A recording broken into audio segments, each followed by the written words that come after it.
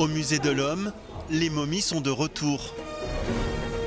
Dernier préparatif avant l'ouverture au public de la toute dernière exposition qui leur est consacrée. On a travaillé pendant 2 ans et demi sur le projet. On a 2 chercheurs qui sont co-commissaires scientifiques. Des scénographes, des graphistes, des concepteurs lumière. Aucun élément n'est laissé au hasard. 10 ans après sa réouverture, le musée de l'Homme a voulu montrer ses propres collections. Ici, 9 momies sur les 70 que possède l'établissement. L'idée est de comprendre ces pratiques funéraires à travers le temps. Il y a de multiples raisons pour conserver un corps humain. Donc bien sûr, le plus simple, c'est de, comme les Égyptiens et comme beaucoup d'autres civilisations, c'est d'aller, je dirais, en bon état dans l'au-delà et de pouvoir, d'une certaine façon, continuer sa vie post-mortem. Effacer la frontière entre la vie et la mort. Comme cet homme de Chachapoya, une momie péruvienne emblématique du musée et qui aurait inspiré le cri, le célèbre tableau de Munch. L'homme de Chachapoya a été trouvé en 1977 et il a regagné les collections du MET, du musée d'ethnographie, dès son ouverture. Le musée de l'Homme est l'héritier du musée d'ethnographie du Trocadéro. Il est né de la volonté de l'anthropologue Paul Rivet.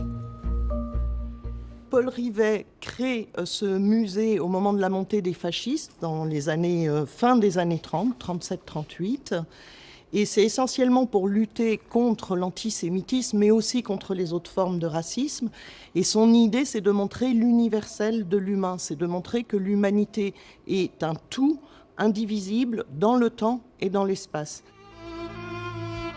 En 1940, le musée abrite le premier mouvement de résistance à l'occupation allemande et va aider beaucoup de personnes à fuir le nazisme. Mais le réseau va être démantelé, ses membres sont fusillés ou déportés dans des camps de concentration, comme l'ethnologue Germaine Tillon, qui ne cessera de témoigner à son retour. Plus tard dans l'histoire du musée de l'Homme, il y a un moment très fort, c'est le moment où Jacques Chirac décide de créer le musée du Quai Branly et de récupérer les pièces d'ethnographie, donc on va dire la description de la diversité des cultures, de les récupérer pour les intégrer et fonder le musée du Quai de Branly. Ce scanner analyse la surface de ce crâne préhistorique. Le paléoanthropologue Martin Fries utilise des techniques ultramodernes pour faire parler le passé. Comme avec ces numérisations d'images de crânes chinois âgés de 105 000 ans. Ici, vous avez un Homo sapiens, donc nous, entre guillemets, il y a 100 000 ans. Et les fossiles chinois ne ressemblent pas à ça. Ici, vous avez un néandertalien, et ces fossiles chinois ne sont pas des néandertaliens non plus. Et puis vous avez l'ancêtre commun entre nous et les néandertaliens, qu'on appelle Homo heidelbergensis. Et on ne sait toujours pas exactement qui mettre dans cette case.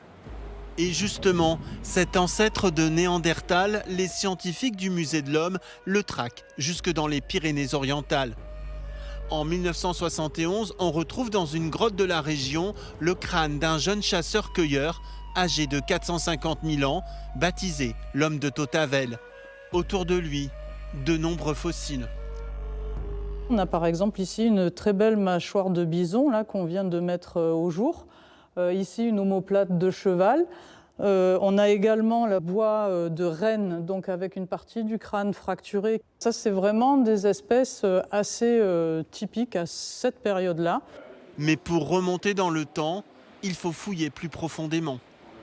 On arrive à 11 mètres de profondeur, on trouve des micro-charbons de bois. On n'a pas d'os brûlé, mais on trouve des micro-charbons de bois, des tout petits charbons de bois, qui pourraient démontrer une utilisation du feu, donc à 560 000 ans. Si l'hypothèse se confirme, la découverte serait exceptionnelle, parce que les premières traces de feu sont postérieures de 100 000 ans. Dans ces nouvelles recherches, on espère aussi découvrir d'autres fossiles humains, bien plus anciens.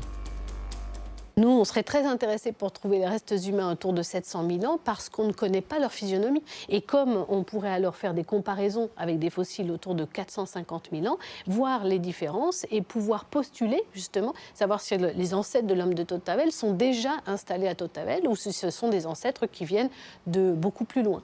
L'objectif pour les chercheurs est de replacer chaque élément nouveau dans l'arbre évolutif de l'espèce humaine.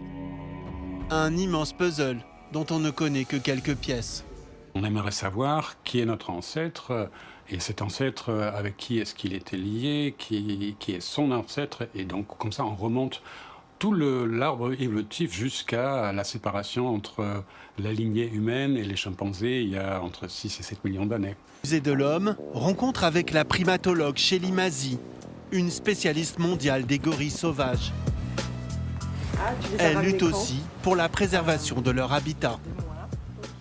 On appelle les gorilles, les chimpanzés et les orang-outans des grands singes, mais vu qu'on appartient à la même famille, les hommes sont aussi des grands singes. Si on étudie les grands singes, on peut mieux comprendre qu'est-ce qui a fait que l'homme a développé des capacités si complexes. À 5000 km de Paris, Shelly Mazzi est partie chaque année observer les gorilles de Centrafrique. Ces grands singes vivent dans un environnement comparable à ceux des premiers hommes. Aujourd'hui, on sait que les grands singes peuvent montrer de l'empathie, ont une conscience d'eux-mêmes, ont une conscience de la mort. Ils ont un début de langage. Et donc, si on comprend comment les grands singes ont développé ces caractéristiques, on peut mieux comprendre qu'est-ce que c'était à l'origine de ce comportement chez l'homme. La primatologue a mis 8 ans pour se faire accepter par Macumba, un grand gorille au dos argenté. Elle a pu ainsi étudier de près sa petite famille, composée de plusieurs femelles, et ramener du matériel génétique grâce à des prélèvements d'excréments. Au laboratoire, l'analyse du matériel révèle que les femelles peuvent être infidèles par stratégie pour protéger leur progéniture. Une preuve d'adaptation. Avoir de la flexibilité dans les comportements permet aussi à des espèces différentes de devenir différentes d'autres espèces, et donc de partir dans un schéma évolutif différent et donc évoluer des capacités différentes des autres espèces. Par exemple, de l'homme qui s'est clairement détaché des grands singes.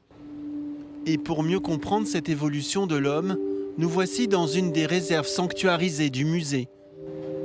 Ici, 500 000 objets préhistoriques racontent la fantastique odyssée de notre espèce. Il y a des outils taillés. Et par exemple, ça, c'est une pièce qu'on appelle biface parce qu'elle est taillée sur les deux côtés. Ça témoigne quand même d'un savoir-faire important, hein. Donc ces hommes-là vivaient au bord de l'océan, il y a entre 800 000 et 1 million d'années. Et ils avaient différentes activités, notamment de chasse au grand gibier. Pendant longtemps, on a cru que les plus vieux outils taillés retrouvés témoignaient de la plus ancienne humanité. Il y a des outils qui sont plus anciens que les premiers de la lignée Homo, en Afrique de l'Est, notamment au Kenya. Et parce qu'on sait aussi qu'un certain nombre d'animaux, nos frères les singes, par exemple, ou nos cousins les singes, fabriquent et utilisent des outils aussi. Donc l'outil propre de l'homme, c'est une notion qui est de plus en plus discutée. Grâce à ce spectromètre à rayon X, Xavier Gallet analyse la composition chimique de ces pierres. Il s'agit d'identifier les matières premières utilisées par les hommes préhistoriques pour fabriquer des colorants pour leur peinture ou des outils pour la chasse. C'est-à-dire les endroits où les hommes allaient chercher leurs matériaux. Ils pouvaient aller chercher une matière sur 50, 100, 200 km pour choisir la matière première qui était la plus appropriée à leurs besoins. Ne pas se contenter de prendre le silex qui est au bas de la grotte ou au bas du site dans la rivière, mais peut-être un silex plus résistant à la taille ou de meilleure qualité. Pour orner les parois de leurs grottes, certains artistes de la préhistoire, eux aussi, n'hésitent pas à s'éloigner. Il s'agit de trouver les meilleures roches pour fabriquer leurs pigments, comme ici, ces oxydes de fer pour le rouge ou pour le jaune. Un exemple de poudre ici noire d'oxyde de manganèse. Donc ces trois couleurs formant la base de l'art préhistorique, donc le rouge, le jaune et le noir. Les empreintes d'un passé très lointain sont parvenues jusqu'à nous. Mais aujourd'hui, que laisserons-nous à notre tour, à nos descendants?